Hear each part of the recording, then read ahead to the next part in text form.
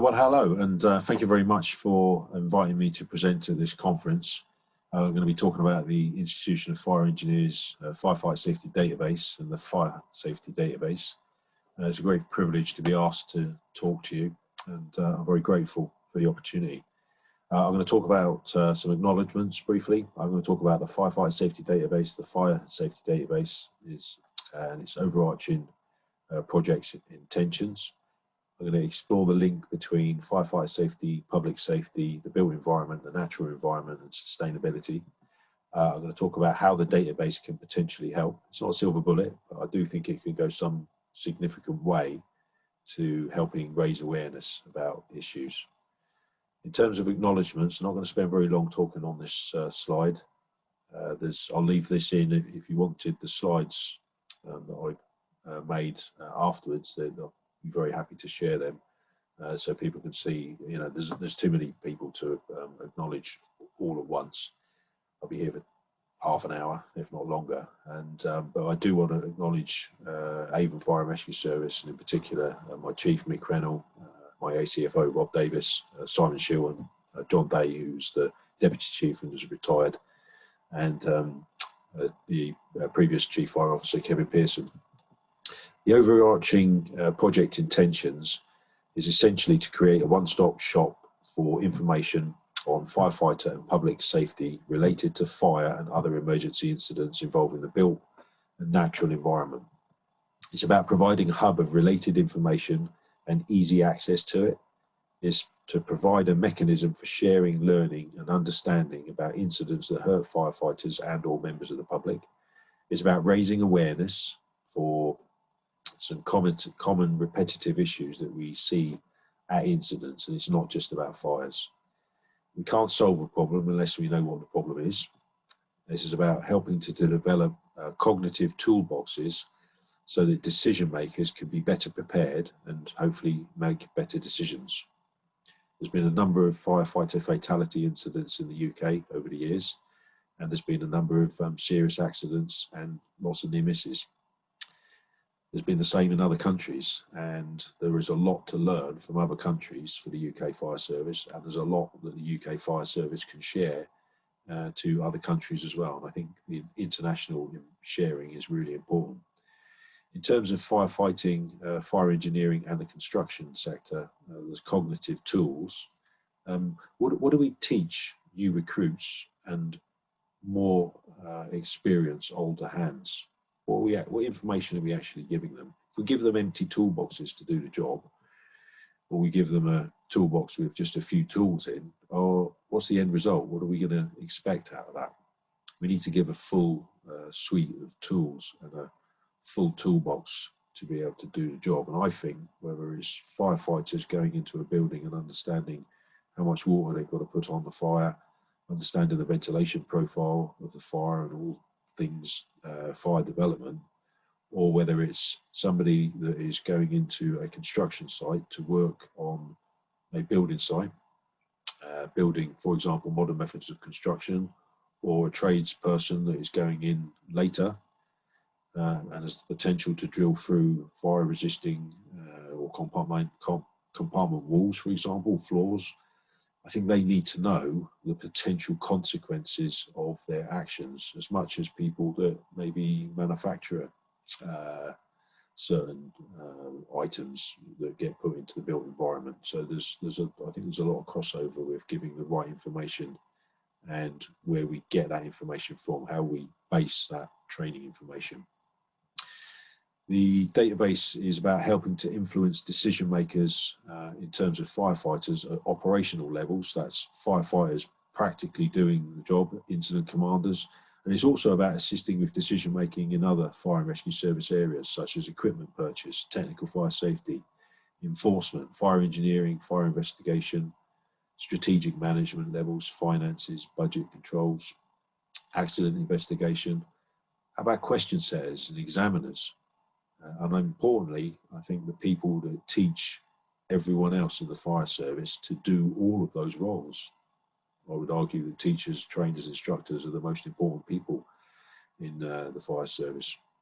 Further information is available for others in the fire and built environment professionals, be it risk assessors, regulators, guidance writers. How can you write guidance if you don't understand previous incidents? Planners, fire engineers, academics, and other professionals involved. Those with the built environment planning, design, construction, building management, environmental management, and environmental planning, regulation, forestry, agriculture, etc., etc. One major incident recently highlights, I think, some gaps in all of the sectors that I've just mentioned to one degree or another. And I think there'd be nobody that would deny that as a potential issue. The building, Grenfell Tower, built in 1972, or sorry, construction started in 1972 and then refurbished some years later. It's how that was done. Why are we here at this event? Is there a national problem with fire in your country? Is there a global problem? This image, Earthwise, was taken by William Anders on board Apollo 8 in 1968, December the 24th, Christmas Eve. It's the first opportunity for humankind to look back at our planet with a different point of view, and this has significant meaning to the environmental movement. The photo here was Life's 100 photographs that changed the world. Wilderness photographer Galen Rowell called Earthrise the most influential environmental photograph ever taken. Sometimes we need to take a different angle of view on a global scale. Do we do this with fire, I wonder? Do we need to look at and think about things more holistically and with a more interdisciplinary approach, especially in relation to fire, and especially maybe how we learn about it? How is this all related to fire, sustainability and the global natural environment? How is this related to the built environment?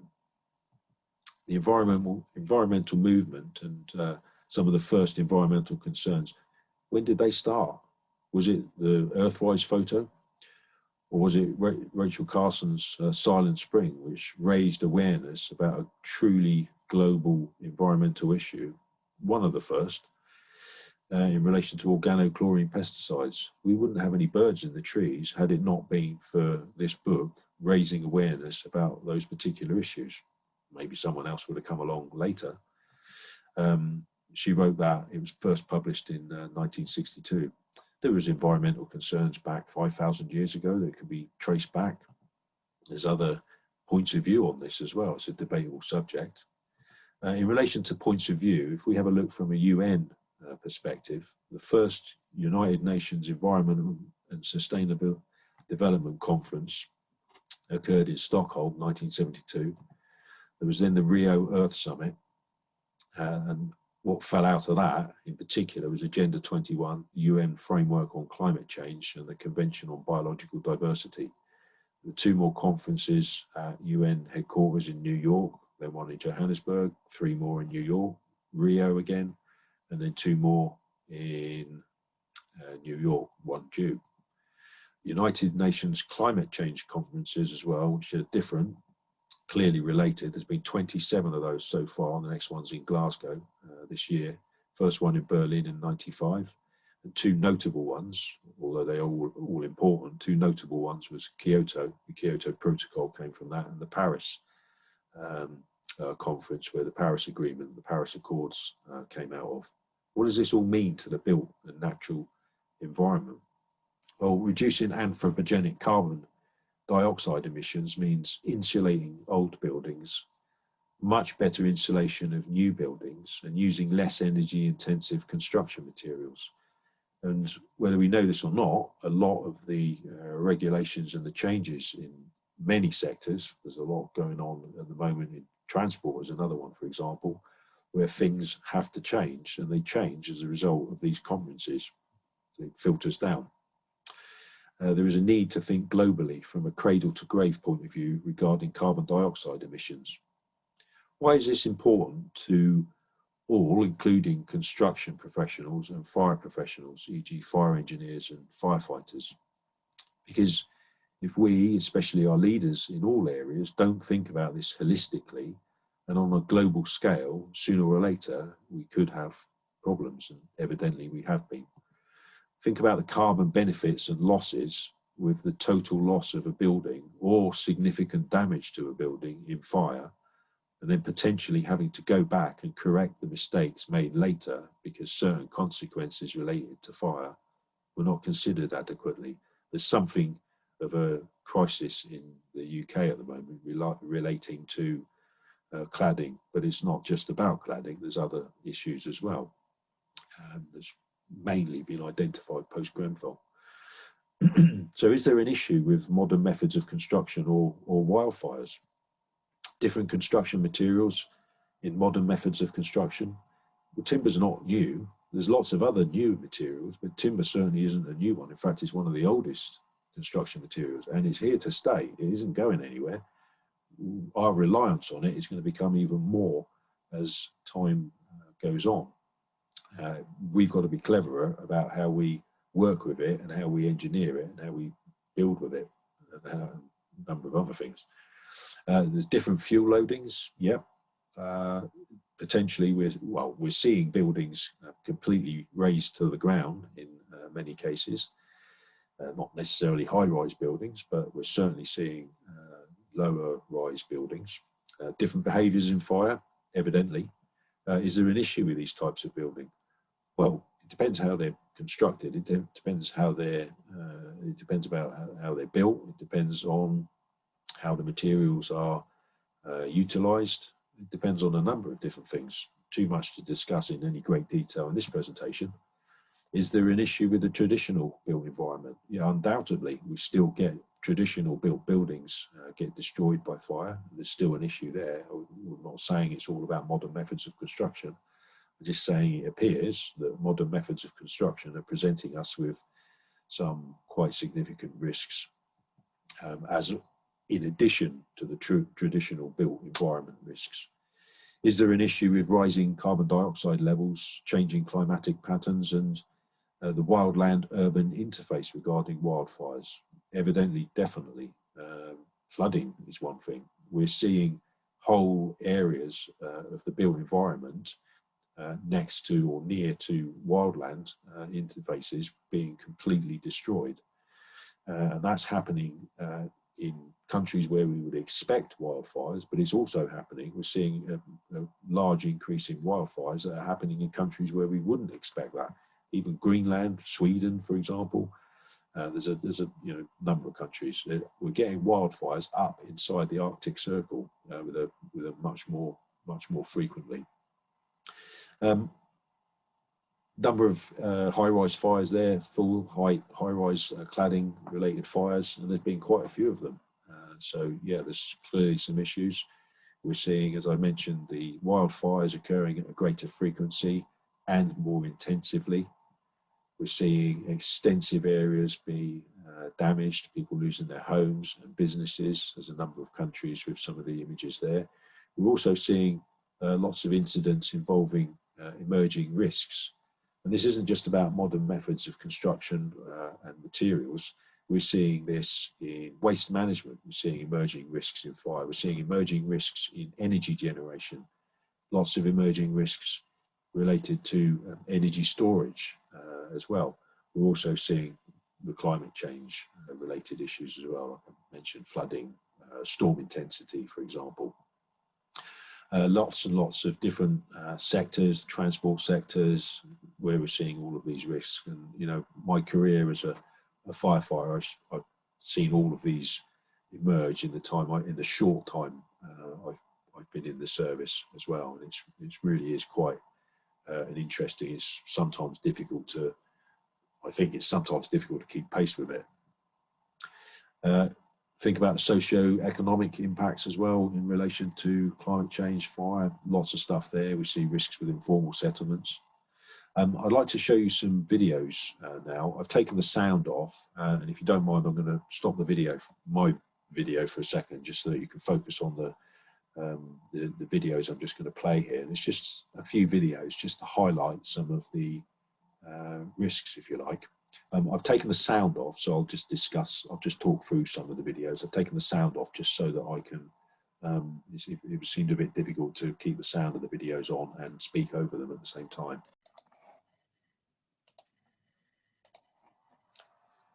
This incident happened in Baku in Azerbaijan on the 10th of April. Do you think Grenfell Tower was a rapid fire development? If that is the case, what do you think this fire development was? Quite incredible speed of development here. This was the first of two incidents in Baku. The second one happened on the 19th of May, 5 weeks after this incident. Nobody was injured this particular incident. How would you deal with this as firefighters? What tactics would you deploy?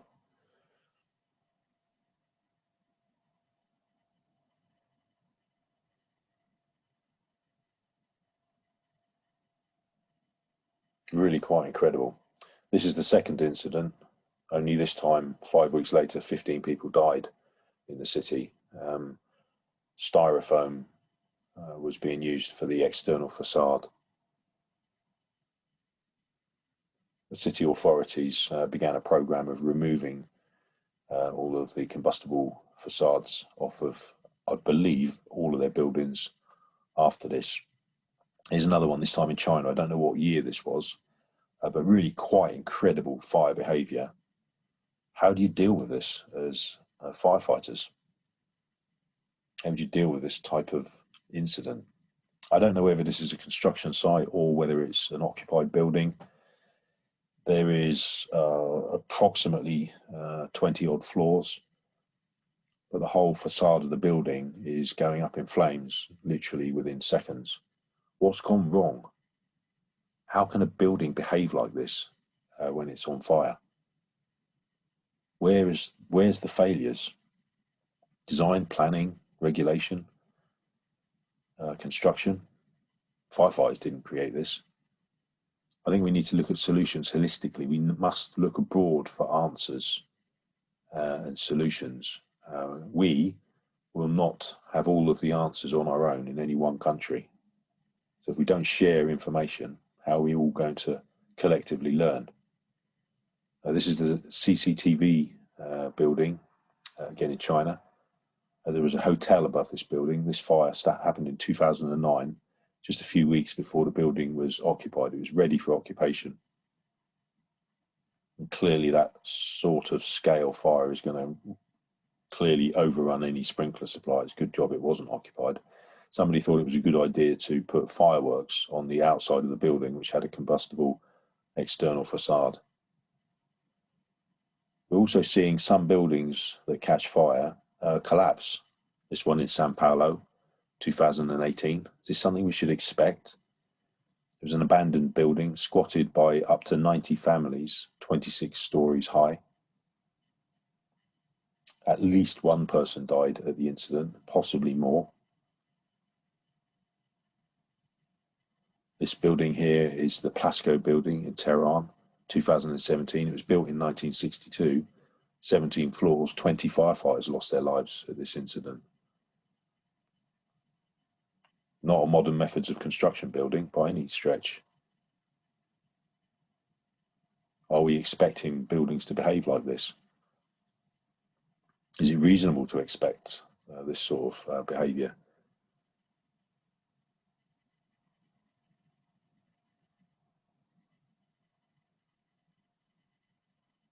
Really quite a tragic incident. This is the Doosan Sporium Sports Centre in Jecheon in South Korea. The fire started with electrical cabling in the car park area, spread to some vehicles. Smoke was able to spread throughout the building.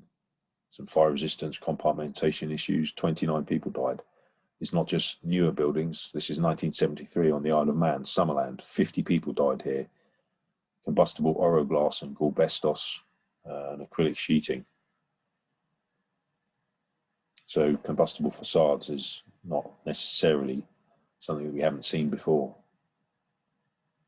It's not all about modern methods of construction. This is Joelma building in Brazil, 1974. 179 people died here. It's a 25-story building. No sprinklers at the time. No automatic fire detection. Numerous other fire safety issues. tragic fire. Longer video available, quite a brutal video, lots of people jumping. We learn all of the lessons from the older incidents, never mind the newer incidents that happen. What lessons are there to learn? Are there lessons with design issues, construction issues? Are there post-build defects? Who creates the issues? Would greater awareness of the issues help with decision making? This incident happened in Bristol in 2019, the Premier Inn Hotel. This is the early stages of the fire. The building was essentially destroyed.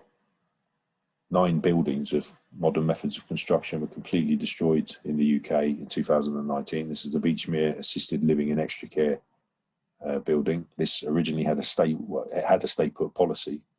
Some quick thinking from, as I understand it, the watch manager who was first on scene got everybody out.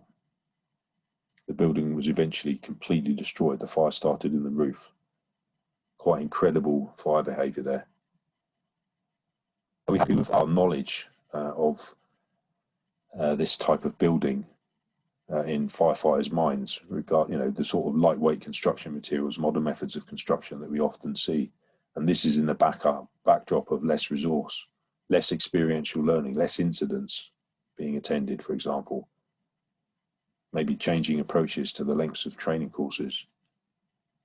This is the Samuel Garsdale House in London, again in 2019, 20 flats.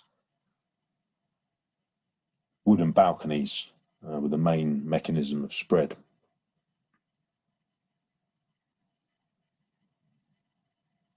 Is it reasonable to ask about awareness in designers' minds, planners' minds, regulators' minds, construction professionals, tradespersons, fire engineers?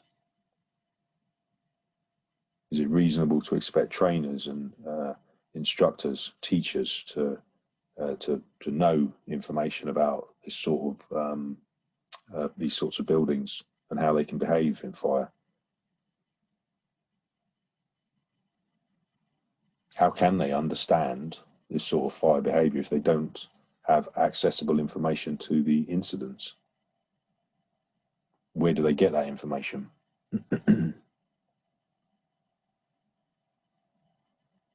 Some of that fire behaviour there with the fire spreading to the left underneath the balconies, it reminds me a little bit of the Bradford City football stand fire, where you've got almost an open air flashover occurring. You can see the timber, some of the floors just being preheated by the flame as it sort of moves leftwards.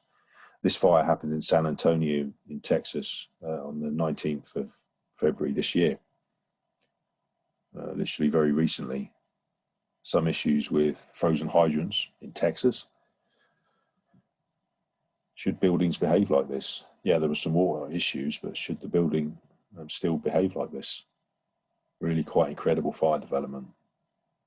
Interestingly, also in Texas, the next day, a hotel of similar construction was basically razed to the ground.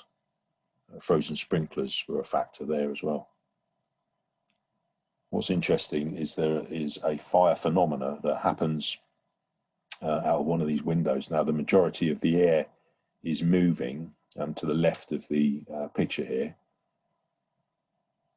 There's a reasonable draft, if you like, reasonable wind. And then this fire phenomena happens here. You've got a jet of flame coming out of that window that is going in the opposite direction to the general air movement.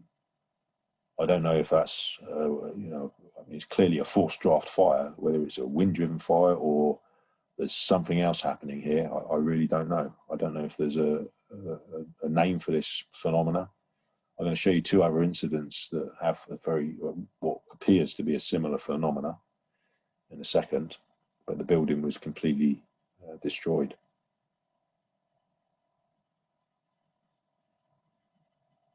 And firefighters didn't create this issue at the end of the day.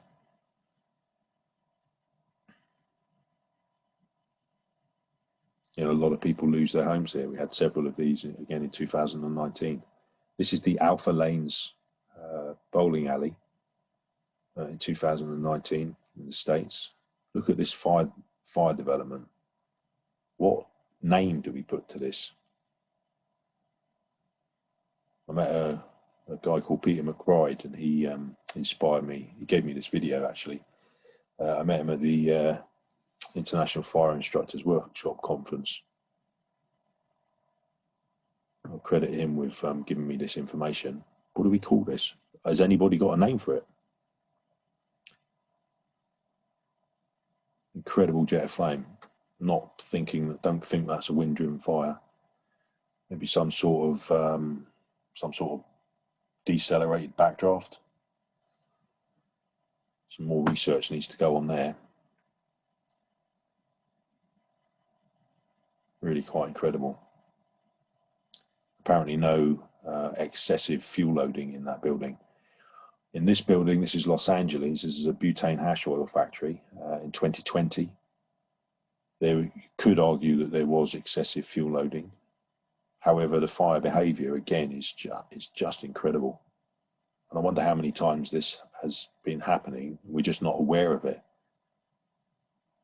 Are firefighters in your service, are they aware of it in your country, in your local service? The wind is moving, the general wind direction is moving opposite to the jet of flame coming out of the building there. I wonder how many people in the UK, for example, have seen this sort of fire behaviour. Do you think we ever know enough about building construction, whether it's traditional or modern methods? Do we know enough about how buildings behave in fire? Do we know enough about fire development?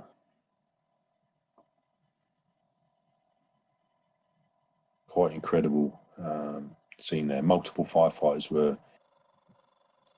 So, how can the Firefighter Safety Database and the Fire Safety Database help? Well, I think it's about sharing information. And if you don't mind, I'm just going to drag this page over and just show you the database as it is at the moment. So if you click onto the IFE website, you can see firefighter safety incidents. There's a number of options here. Basically, at this stage, you've got a database of incidents that covers a number of countries, primarily the UK, but there's American incidents, there's incidents from New Zealand, there's incidents from the Netherlands, from Azerbaijan, for example, and wouldn't it be great to have lots more from other countries? But you can click on any of these incidents here that are in date order. It opens up a data page, and on the page you can access relevant incident information. I'll click on Lacoste Docklands as an example. This one came from the Melbourne Fire Service. A really powerful case study there about a full height high-rise cladding fire. It was dealt with successfully by the fire service. Sprinklers were a factor as well. Why I found this incident really interesting as I learned more about external facades. I learned more about aluminium composite materials than I've ever been taught, and there's a lot to learn about those from this particular incident. So when you click on an incident, if it's available, you can access reports that are name redacted. We don't redact the deceased or the report authors unless requested to. But we redact all the other names. There's no need to have names in the incidents. But there's some really quite extensive reports there, which are useful. I'll also just show you a couple of other incidents, if you don't mind. Internet's a little bit slow there. There's a few wildfires here as well. And what you can access is, it's about building fires. There's a number of ship fires. You've got the Yarnell Hill fire here, for example. And there was some interesting fire phenomena there. That particular incident. There's been an extensive investigation written. When I read this, what struck me about it was the amount of fuel loading there. And to me, that doesn't look like a huge amount. I appreciate in the conditions. It means everything, but it wasn't a forest. These weren't trees. To me, that could almost be, you walk on, I don't know, go for a walk on Dartmoor or something. That's almost a similar fuel loading. I appreciate the conditions can be different in terms of humidity water content and the temperature. But I think it's really helpful, it's really powerful to have information from other countries here, because we all have stuff that's gone on. The Netherlands have provided this incident at Depunt. 3 firefighters, including a female firefighter, died here. And this is actually an English written report, but also a Dutch report. And Ricardo from the IFV, Ricardo Weaver from the IFV, also helped translate a video. So where possible, crews or fire engineers can access videos, they can access other training material, they can access service-related material if they desire, if it's available. The New Zealand Fire Service have provided lots of information, and they've provided some really useful incident reports that have got video presentations, which I think is a really powerful way to learn, because not everyone's going to want to read and access and digest all of the information, but there will be a lot that you can get from having a sort of a video presentation that you can play to I don't know, an on-call with RDS team on a drill night, or a whole time drill night. That don't want to go out, do some practical drill. Let's do something, sat around and have a discussion about it, as much as influencing people about other decisions that need to be made in the fire service. I think it's a really, really powerful way of learning. Now, I'll leave the links there in the slides, and it's quite useful for people to explore. It'd be really powerful to get some feedback on the database as well. It's an unfinished bit of work. It's not complete. There's a lot more to do.